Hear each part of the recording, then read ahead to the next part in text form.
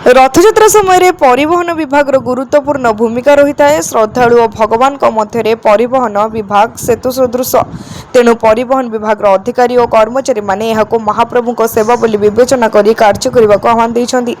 परिवहन विभाग अतिरिक्त सचिव अरुण कुमार विश्वाल पूर्वाह्न सर्किट हाउस चलित रथयात्रा परिवहन विभाग प्रस्तुति संपर्क में एक समीक्षा बैठक में अध्यक्षता करी अतिरिक्त सचिव श्री विश्वाल रथयात्रा राज्य और राज्य बाहर लक्ष लक्ष यात्री पुरी की आसी था, तेणु से सुस्थ और सुगम यात्रा परिवहन विभाग भूमिका गुरुत्वपूर्ण।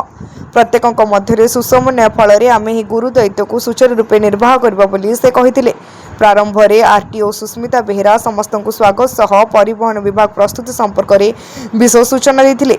चलित वर्ष पुरी भुवनेश्वर स्थायी परमिट माध्यम परिवहन सह राज्यर विभिन्न स्थानों अतिरिक्त प्राय 300 बस को अस्थायी परमिट प्रदान कर बस माने जेपरी उपयुक्त भड़ा नेबे सेथिपई प्रत्येक परिवहन गाड़ी यथा बस ऑटो इत्यादि रे रेड चार्ट लगा।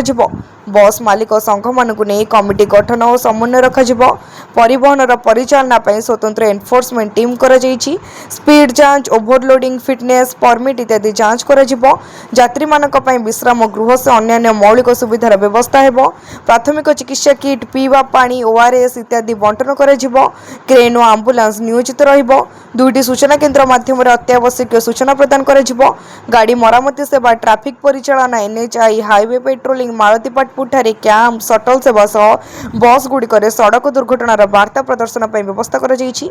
बैठक में अन्य मानक मध्य सूचना और लोक संपर्क उपनिर्देशक Santosh Kumar Sethi, DPHO doctor Sanju Das, DPM Shyamsundar Tripathi, traffic DSP Vijay Ratnam Lola, अन्य परिवहन अधिकारी और कर्मचारी जोग देथिले। पुरी रविनारायण जेना रिपोर्ट, तीर्थक्षेत्र लाइव।